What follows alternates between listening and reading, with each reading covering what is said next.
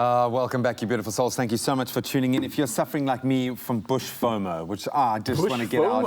I want to be out there in the wild. Kuhle has been living her best life this morning. I know, Graham. The nature boy inside me can't get excited enough for this one. I'm looking so forward to it. Obviously, we've got lions, we've got rhinos, and they're doing some incredible stuff in Krugersdorp. So let's catch up with Kuhle and see what's happening. If you're only joining us right now, where have you been? But we welcome you to the Rhino and Lion Nature Reserve in the cradle of humankind out in Krugersdorp. It has been an eventful morning, and I'm so happy that you guys have joined us this morning. We continue the conversation with Mike Finn in what used to be known as the breeding center, but has changed to what is known now as the Hippo Walk. That's correct, Kuhle. Yes. How come is it known as the Hippo Walk? Well, as you've just seen a little while ago, we're lucky enough to have a bunch of 5 hippos here in our dams. And it's a wonderful place for people just to take a stroll down here and have a look at some of these other species that we've got, and the exotic species that we've got.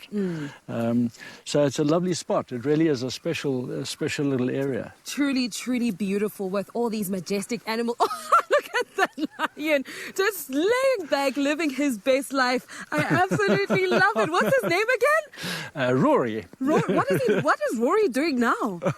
Rory is just catching a bit of sunlight on this chilly morning, Kuhle. I love it so much. But Mike, back to our conversation. We're talking about all things conservation. We're talking about all things, how us as human beings engage with animals. I know a lot of people are a little bit apprehensive when it comes to zoos and animals being kept in captivity. Sure. How come? Why do you think that is?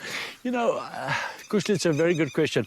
I think a lot of people still have that impression of a zoo being that sort of image of a bear with a chain around its neck behind some bars and that sort of thing. But that's such an old image, and captive animal facilities these days have to have a purpose, they have to have a role. You can't just have animals in captivity for exhibition. So we've got to all change, and we've got to modernize the way that we approach these things. So captive animal facilities need to, as I say, have a role in conservation and education, research, and even contributing to species management, looking after particular species as well and contributing to that. So, we've got thousands of school kids that come through here every year. And it's just such a wonderful opportunity. 700 million people go through zoos in the world. So this is an opportunity where we can actually educate people and engage with them, and they can get this emotional contact with animals rather than that old story of, no, you have to go and pet something or whatever it is. So it's really a great way of engaging with people. And how many youngsters or adults have an opportunity to come and actually have a look at a white lion? It's my first time seeing a white lion. Fantastic. Wow. I mean, it is. And they're beautiful animals. They really are.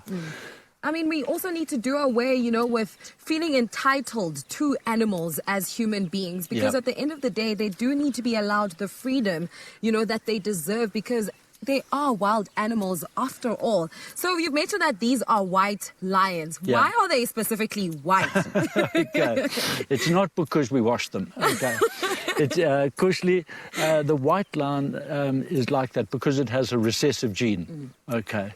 And the difference is that recessive gene gives it this lighter color as such, okay, as opposed to the brown lion, or some people call it a tawny lion. So it's not like an albino or anything like that. It is actually a recessive gene. First found in the wild, obviously, and then they've been bred in captivity as well. But they're just gorgeous. They really are. Originally, where are they from? Originally, from South Africa. Oh, they are South African. Yeah, they were found in the Timbervati up in the Lowveld. Originally, first seen earlier on in the 1900s. So they are still some in the wild, but really, lovely animals. We're very privileged to have them. truly, truly lovely animals. But there's one more animal that I want to lay my eyes on, and I'm not sure if he's around, Mike. The Siberian tiger. He's just being very shy this morning. We've got two Siberian tigers in here with their cubs. Okay, again, we're really privileged to have cubs with us.